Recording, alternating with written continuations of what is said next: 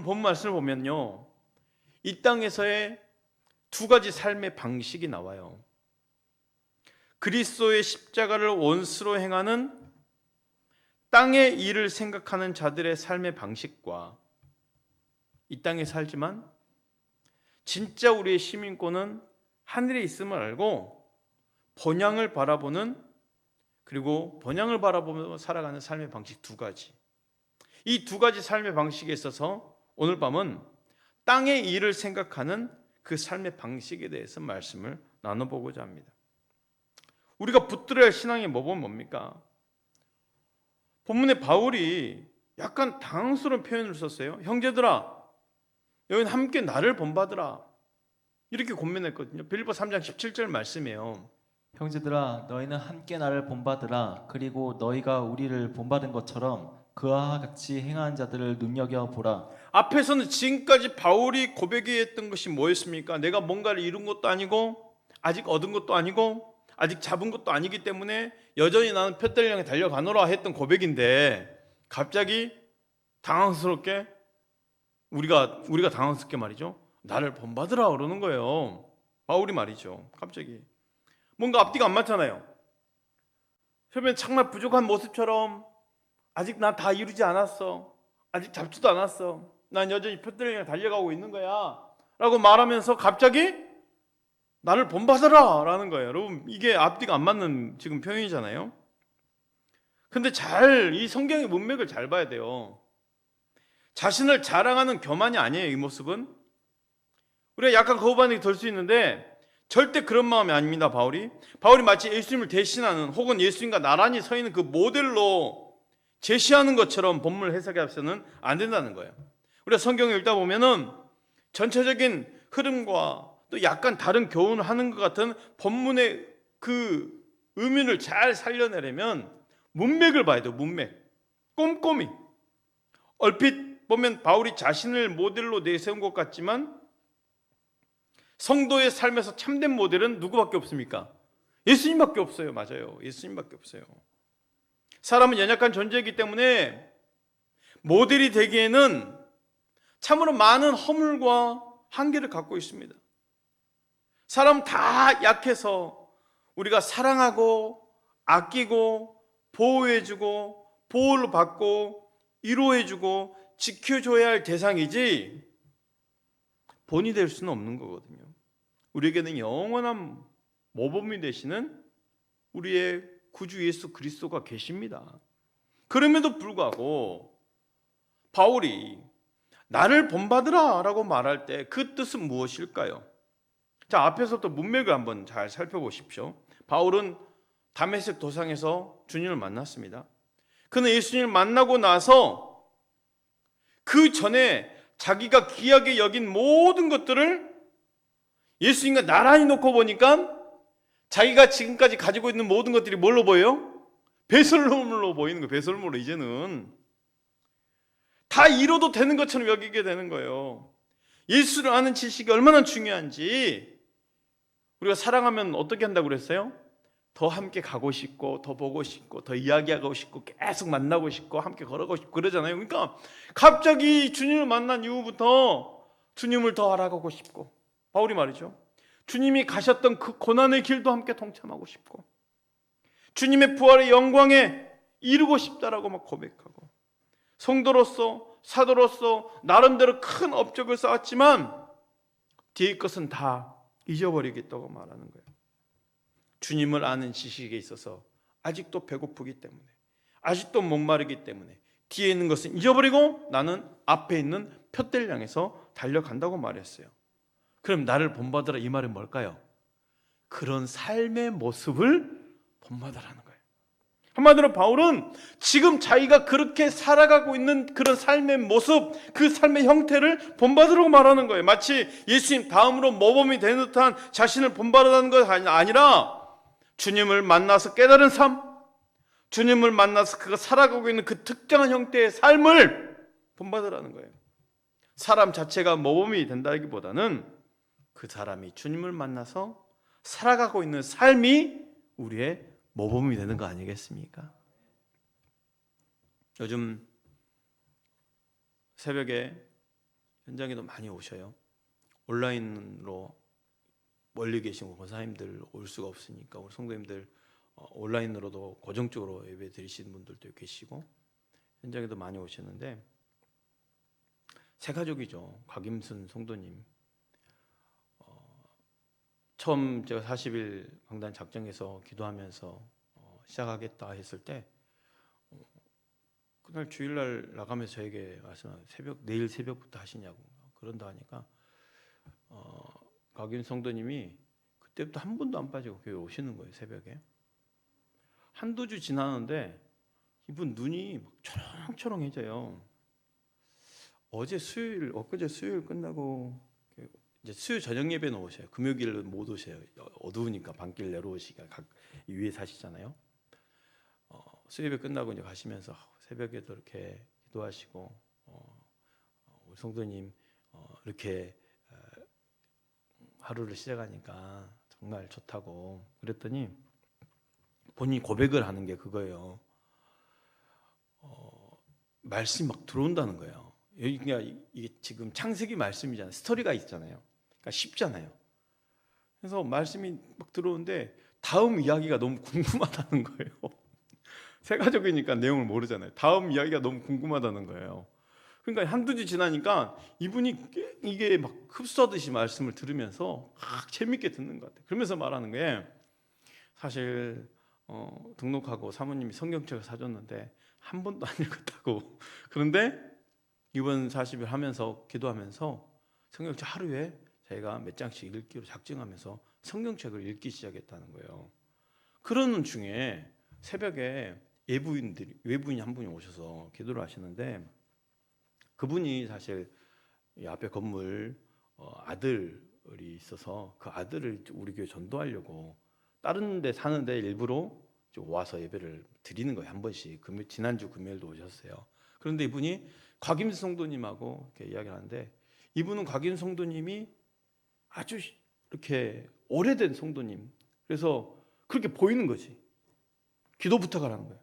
내 아들 이 앞에 건물 300일을 사는데 우리 교회 이성교회를 보내고 싶은데 본인이 갈 수 있도록 기도를 부탁한다고 집에까지 찾아와서 기도를 부탁하고 아들 이름 알려주고. 제가 왜 이 말씀을 드리냐면 그리스도인의 삶의 모습은 다른 사람이 봤을 때 새 가족인지 오래된 성도인지 모를 정도로 그의 삶의 모습 자체로 상대방은 느끼는 거예요.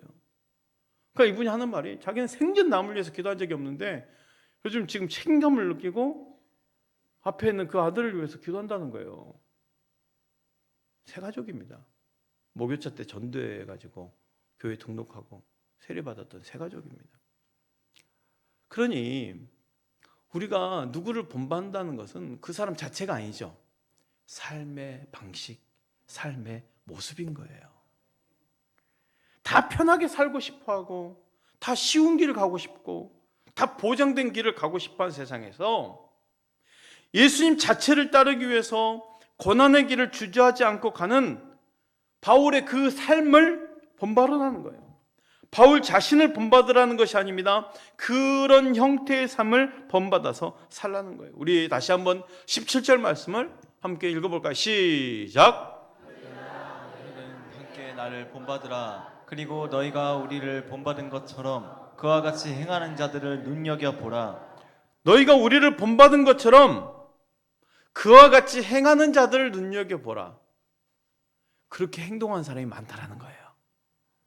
그런 행실하는 많은 사람들을 눈여겨보고 마음에 담아서 그들의 삶의 양태를 본받고 살아가라는 거예요. 예수님 한 분을 소중히 여기고 예수님 때문에 모든 것이 이루어도 되는 것처럼 살고 주님을 알 수만 있다면 고난에 참여해서 부활에 이루고 싶어하는 사도의 마음처럼 그 교훈을 따라 살아가고 있는 많은 사람들이 있다라는 거예요. 그리고 동일하게 그들의 삶의 방식을 본받으라는 것입니다. 왜 우리가 그런 형태의 삶을 살아가는 사람들을 눈여겨보고 그런 삶을 본받고 마음에 간직하며 살아야 될까요? 주변에 잘못된 모범이 너무 많기 때문이라는 거예요. 잘못된 모범이.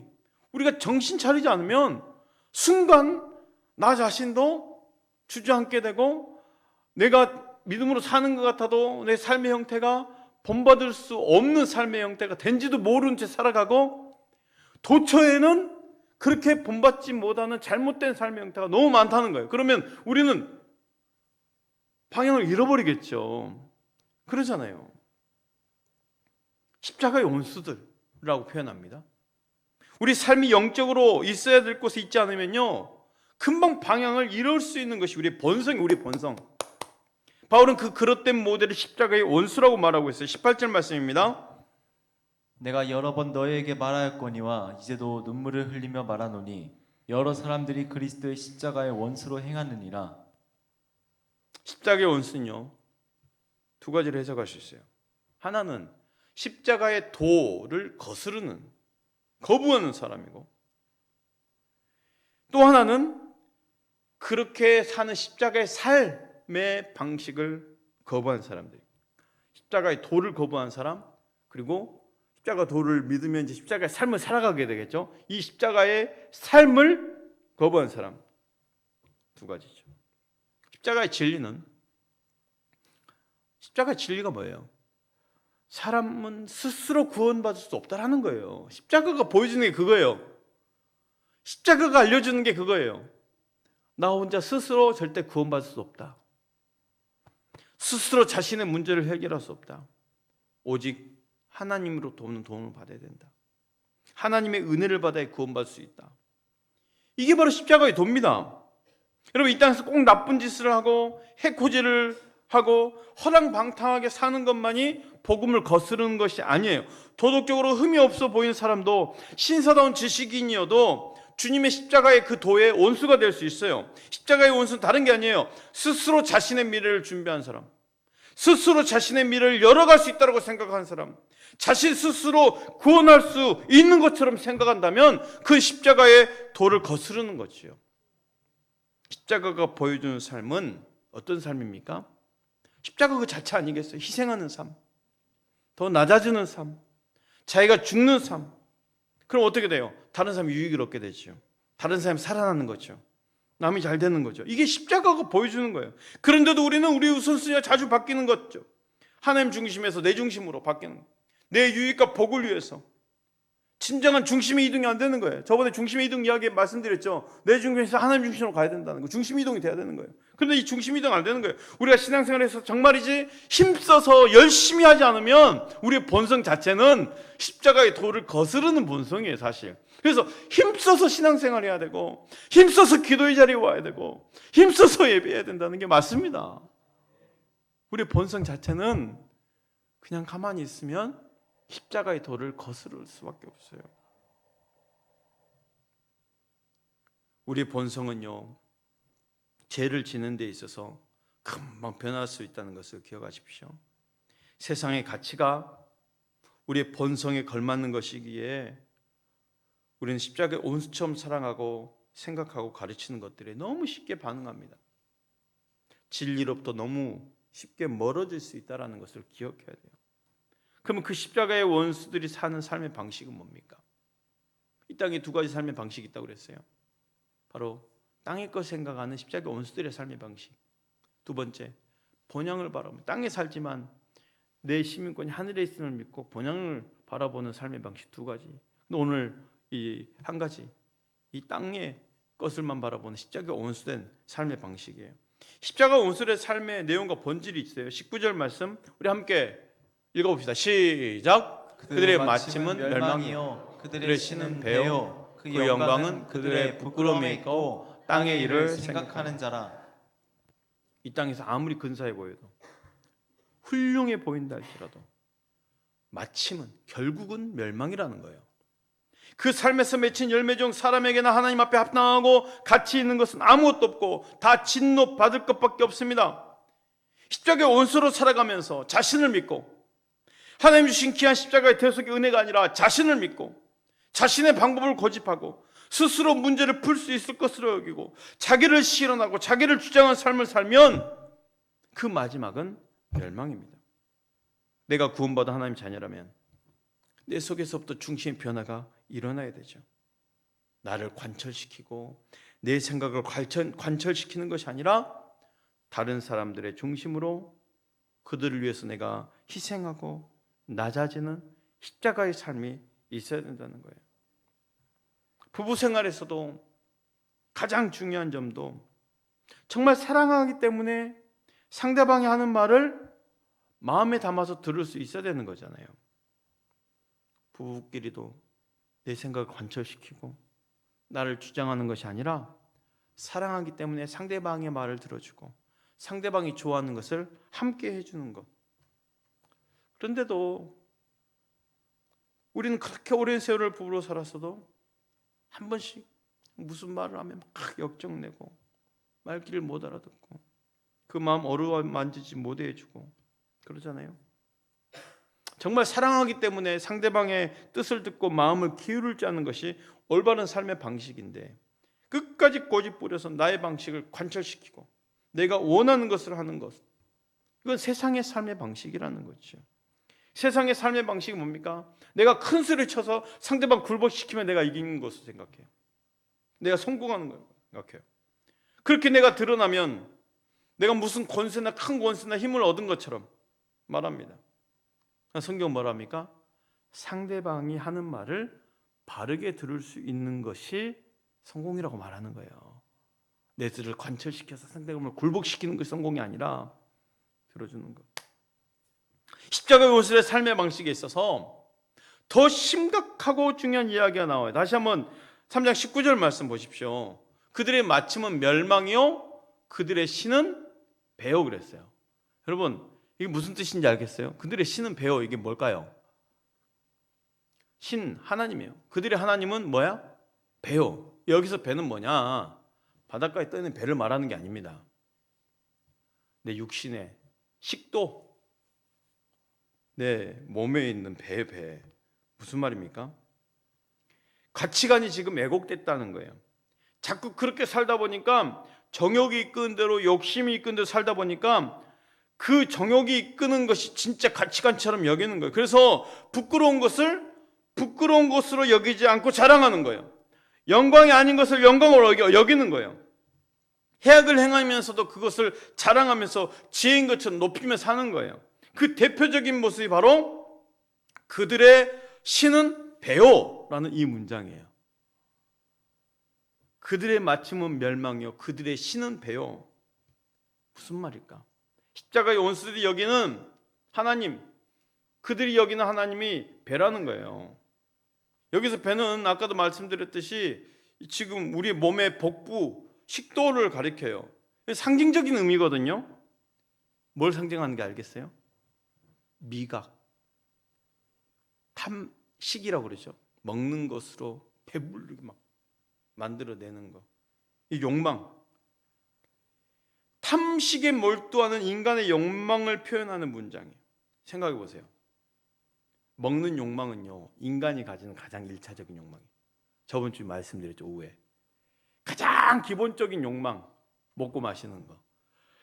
야, 이 먹는 욕망이 인간이 가지는 가장 저급하고도 가장 기본적인 욕망인데 세상에 십자가의 원수들이 사는 삶의 방식이 하나님을 섬기는 대신에 인간이 가장 저급하게 생각하는 그 쾌락, 먹는 포만감으로 아주 그냥 탐식 가운데 배만 계속 살찌우고 우상으로 삼았다는 거예요.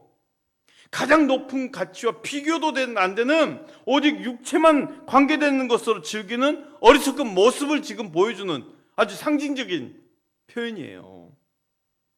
바로 이것이 우리가 사는 세상에서 가장 어려운 아픔 중에 하나입니다. 가치관이 왜곡됐다는 것입니다.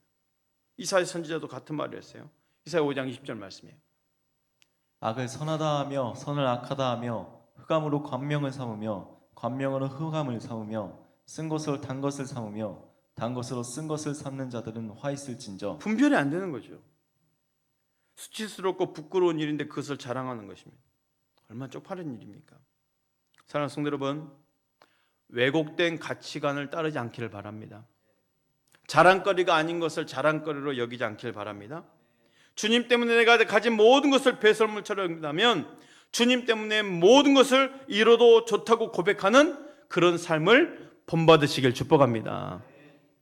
결국 십자가의 원수들이 그 원수들의 삶의 모습은요, 땅의 것을 생각하는 것이네요. 땅밖에 없어요. 눈에 보이고 손에 만져지는 것이 전부라고 생각하는 거예요. 그러나 우리의 삶은 절대 그렇지 않습니다. 우리 구주 예수님은요, 이 땅에 오실 때 어디를 열고 오신 거예요? 하늘을 열고 오신 거예요. 그러니까 예수님이 이 땅에 오신 것 자체가 어디가 있다는 거예요? 하늘이 있다라는 거예요. 눈에 보이는 땅만 있는 게 아니라는 거죠. 하늘을 열고 오셨어요. 땅만 있는 것이 아니라 하늘이 있고 하나님이 계십니다. 그 하나님이신 그 본체가 우리와 같이 육신의 몸을 입고 이 땅에 찾아오셨어요. 보이는 것과 만지는 것이 전부라고 생각하는 그 세상에 오신 거예요.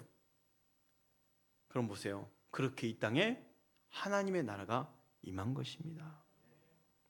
이 땅에 하나님 나라가 있다는 것을 주님께서 직접 우리에게 보여주신 거예요. 우리에게 가장 큰 축복이 뭔지 아십니까?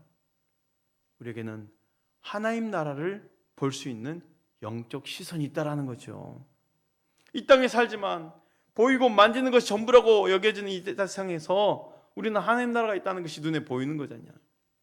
예수님이 이 땅에 오신 것을 진실로 믿고 있는 그 믿음 때문에 하나님 나라가 이 땅에 임한 것을 보고 있는 자들이잖아요. 얼마나 축복입니까? 다른 사람이 보지 못한 것을 보게 된 이 땅에서의 하나님의 자녀이거든요. 그렇다면 여전히 십자가의 원수들을 행한 자를 향해서 긍휼한 마음으로 눈물을 흘리면서 말하는 것이 성도들의 모습인 거예요. 오늘 마지막 본문 말씀 18절 말씀이에요.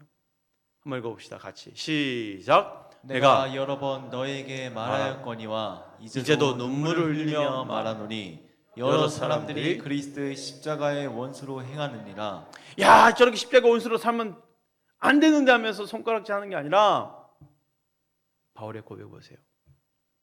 눈물을 흘리며 말하노니 여러 사람들이 그리스도의 십자가 원수로 행하고 있구나. 눈물을 흘리면서 저들을 향해 긍휼의 시선으로 보고 있다는 거예요. 바로 십자가 원수로 사는 그들을 말할 때 눈물을 흘리면서 말했어요. 이게 바로 성도의 모습이죠. 성도는 이 땅에서 그저 어떤 사람들을 비판하고 나는 바른 삶을 살고 있기에 다른 사람을 판단하고 조롱하는 그런 존재가 아니에요. 이 길로 가는 게 맞는데, 이게 진리인데, 십자가가 분명히 나를 구원한 사실인데 이 길로 가지 않는 사람들을 눈물 가득한 그 눈으로 바라보면서 저들을 바른 길로 이끌어내줄 수 있는 예수님이 가졌던 긍휼함이 우리에게 있어야 되는 것 아니겠습니까? 남에 대해서 내가 바른 말을 하는 것 같지만 우리가 할 수 있는 일은 정말 긍휼한 마음을 가지고 십자가의 원수된 자들이 돌아와서 살 수 있도록 생명의 길로 올 수 있도록 기도해주고 사랑해주고 축복해주고 권면하는 것이죠. 내가 가는 길이 옳은 길이기에 반드시 와야 됩니다 라고 말하면서 아무런 감흥과 감격이 없고 눈물이 없다면 그건 틀린 것이죠. 예수 그리스도 십자가의 진리가 분명하다면 생명의 길이 이 길이기 때문에 악행하는 십자가의 원수를 할지라도 눈물을 흘리며 이 길로 돌아올 수 있도록 붙들어 내주는 것. 아무리 말해줘도 듣지 않고 제 길로만 가려는 자녀들이 있다면 가슴을 치며 통곡하면서 그 잔을 콕 끌어안고 정말 마음으로 이 길이 진리라는 것을 몸으로 보여줘야 되는 것 아니겠습니까? 우리에게 그런 은혜가 있기를 축복합니다. 하나님 은혜가 우리 가정과 우리 삶 가운데 그대로 임하기를 축복합니다.